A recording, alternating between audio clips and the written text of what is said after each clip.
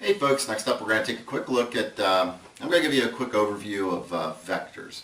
And the first thing I'd like to point out is that a vector is nothing more than, it looks like a ray, but it's something that has a magnitude, so like a length, and it will have a direction.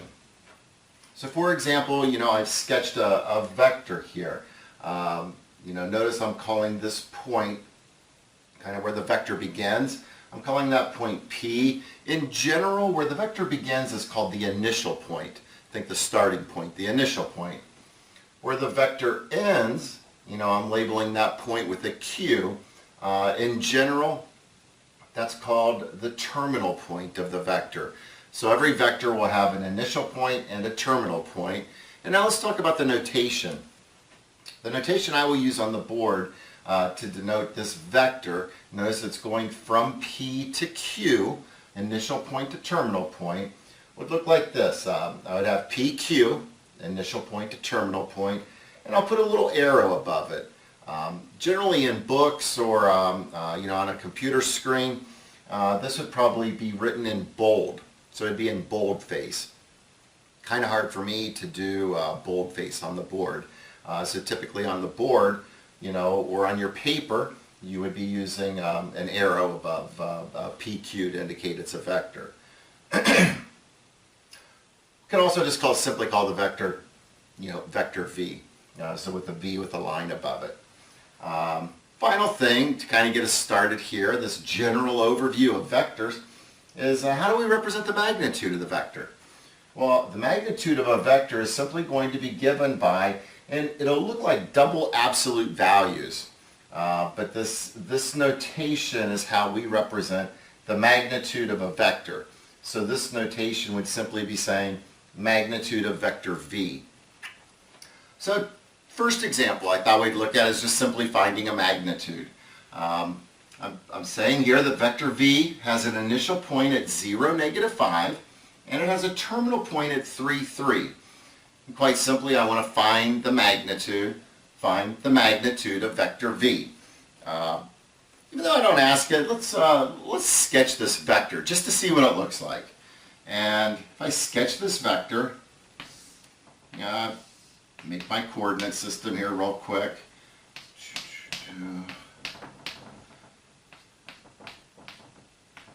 And I would see, let's see, it has an initial point at 0, -5. So right here is the initial point, 0, -5. Has a terminal point at 3, 3. 3, 3 is right here.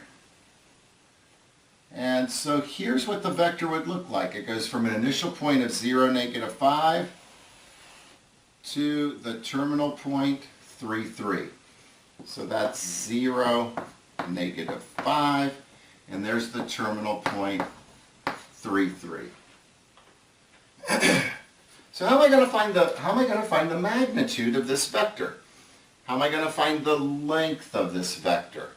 Well, it's the same thing as if I were to find the distance from this point to that point. I'm going to use the distance formula. So recall your distance formula. You probably haven't dealt with this since algebra, but your distance formula says, square root of x sub 2 minus x sub 1 squared plus y sub 2 minus y sub 1 squared. So we just substitute in. I'm going to do, I'm going to call this, let me call this one x sub 2, so I can avoid a negative number.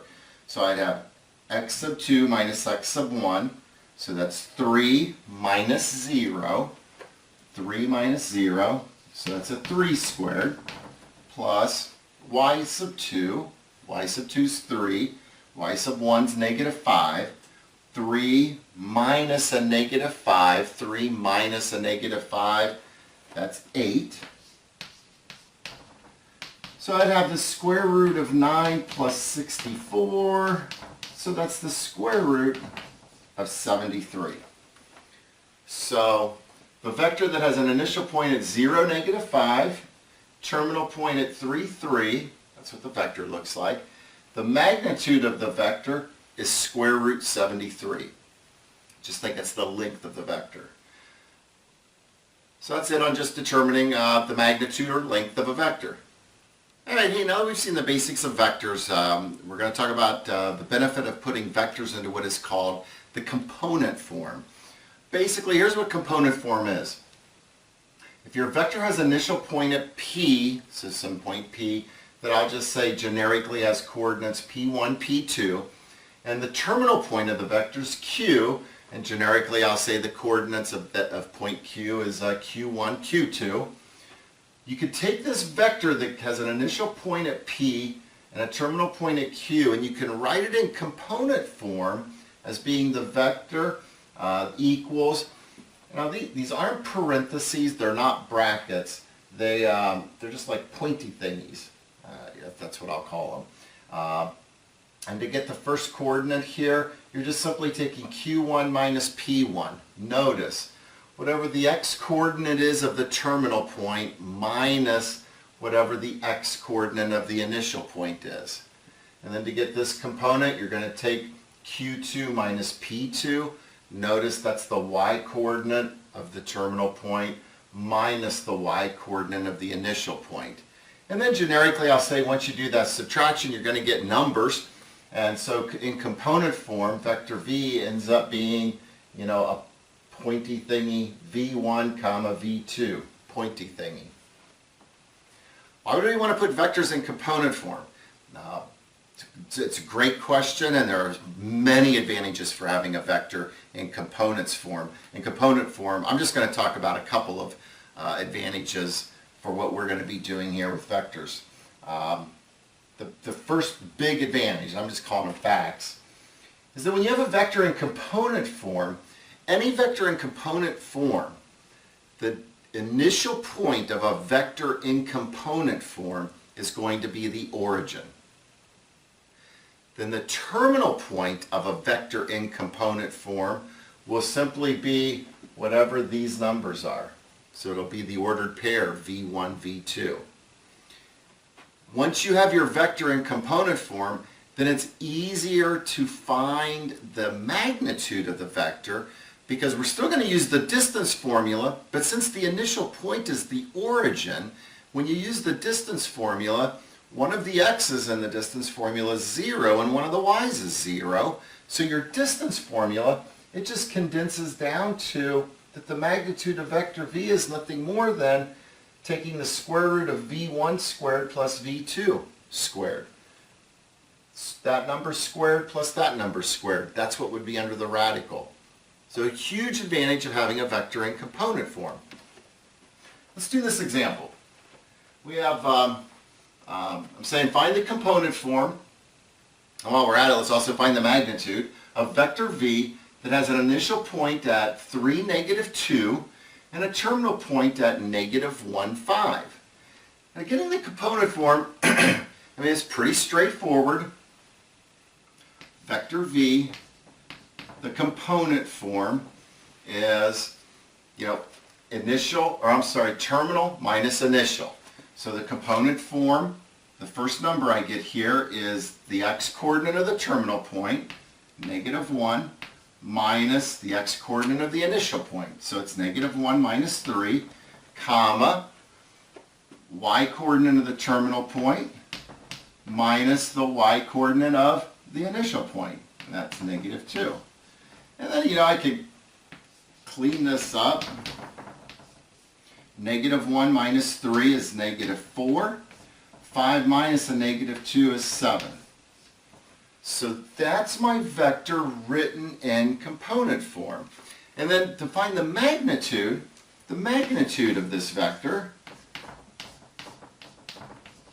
is just simply negative 4 squared plus 7 squared. See how our distance formula just collapses down because a vector in component form, the initial point is the origin. And let's see, negative 4 squared is 16, 7 squared is 49, 16 plus 49 is 65. So what we have, Let me erase this a minute and do a quick sketch.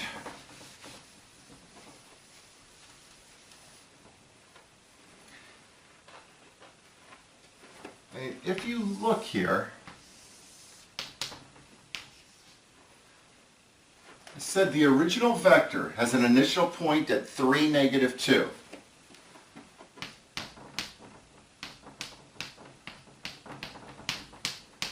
So the initial point, 3, -2. That was point P. Terminal point, -1, 5. So -1, 5. That's the terminal point. So the initial point's 3, -2, terminal point's -1, 5.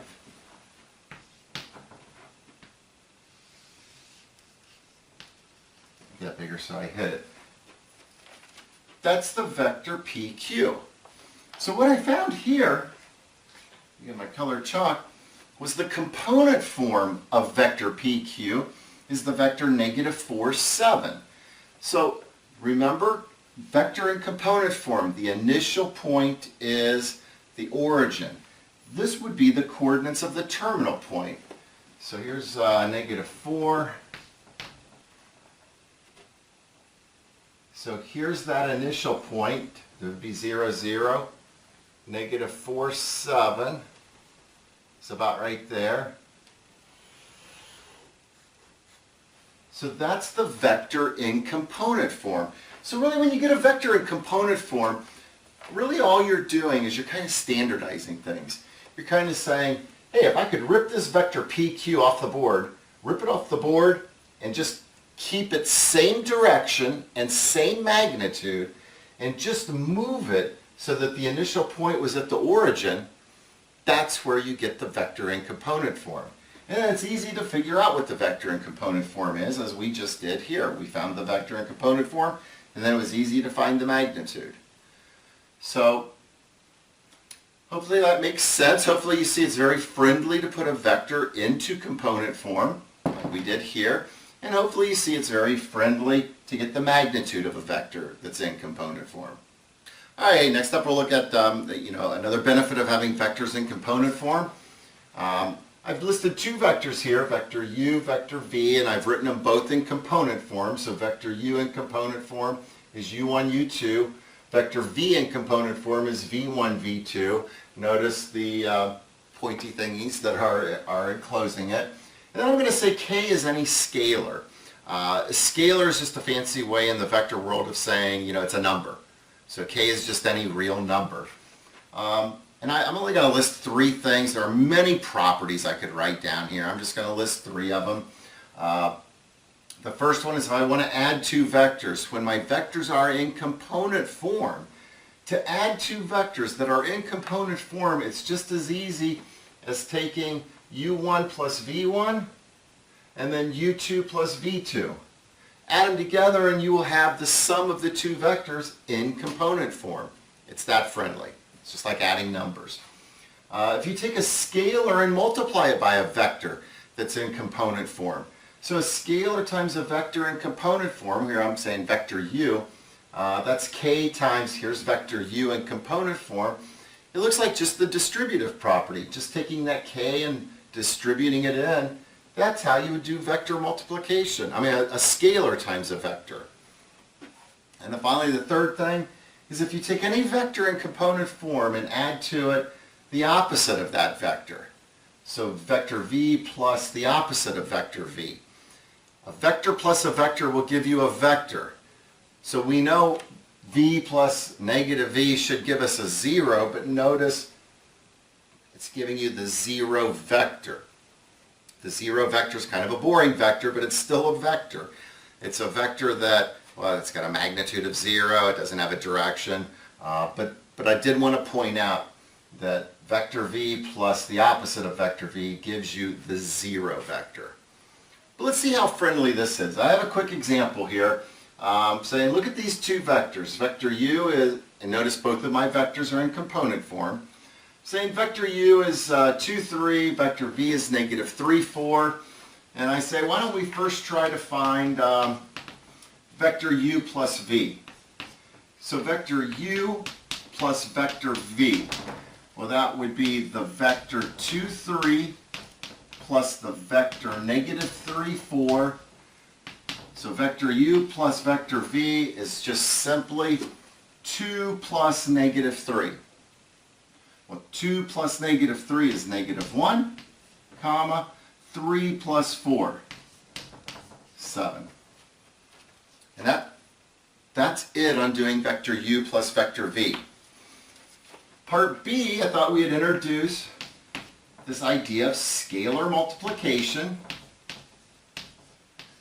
So we have 2 times vector u minus 3 times vector v. So we're going to do 2 times vector u minus 3 times vector v. Well, that is 2 times vector u. Here's my vector u. 2, 3. Minus 3 times vector v. Vector v is negative 3, 4. And then scalar times a vector. So it's like just like the distributive property. 2 times 2 is 4. 2 times 3 is 6. Minus 3 times negative 3, negative 9. 3 times 4, 12. Well, if in vector addition, you just did 2 plus negative 3 to get negative 1, 3 plus 4 to get 7, what do you think we're going to do when we have a subtraction? A vector in component form minus a vector in component form. Yeah, that's right. Same idea. We're just going to subtract 4 minus negative 9. That's 13. 6 minus 12. That's negative 6. And that's what we get when we do 2 times vector u minus 3 times vector v. So you see some of these operations of dealing with vectors are pretty friendly. They're not too bad, especially when our vectors are written in component form. And that's it for that example. Hey, the next thing we'll look at is something called a unit vector. First thing I'll say about a unit vector is notice that a unit vector is going to be a vector that has a magnitude of 1. You know, that shouldn't be a surprise to us. You know, we were dealing in trig a lot with this thing called the unit circle. Unit circle is a radius of 1. So a unit vector is a vector that has a magnitude of 1. And here's how we can find a unit vector. For any non-zero vector that I'll call v, the unit vector that's in the exact same direction as vector v is found, and it's denoted by vector u, is 1 over the magnitude of vector v times vector v. Notice 1 over the magnitude of vector v, that's going to give you a number. It's going to give you a scalar. And that scalar gets multiplied by vector v. And that's how you'll get a unit vector in the same direction as vector v. Got a quick example here. Show you how friendly this process is. So I have here, given vector v is the vector 2, 3 in component form. So remember, the initial point would be at the origin. 2, 3 would be the coordinates of the terminal point. But given vector v, 2, 3, find the unit vector u that's in the exact same direction as vector v. So it's going to be in the same direction as vector v, but only have a magnitude of 1.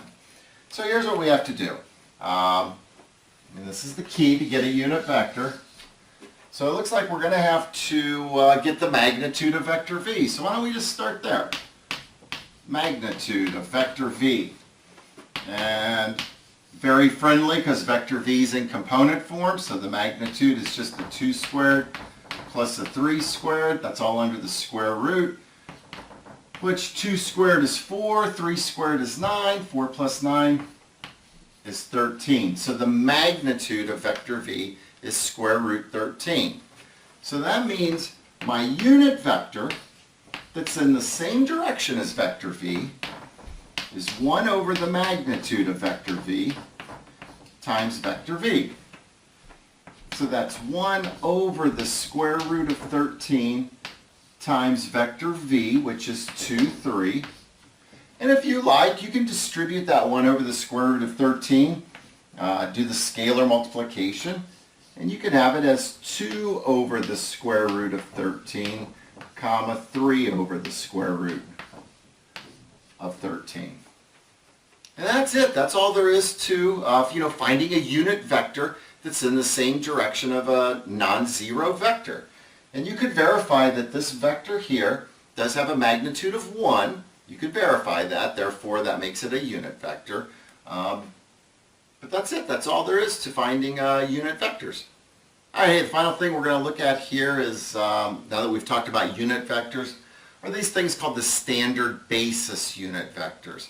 The standard basis unit vectors are vector I, which in component form is 1, 0, and vector j, which in component form is 0, 1.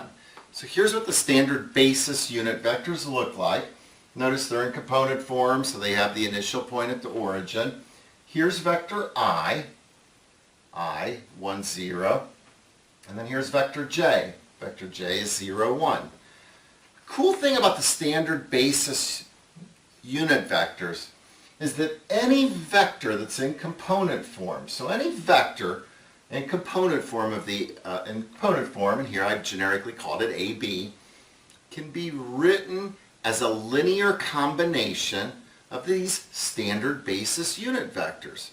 So that means any vector in the component form AB, you can quickly write it as vector v equals, and it's a linear combination of I and j.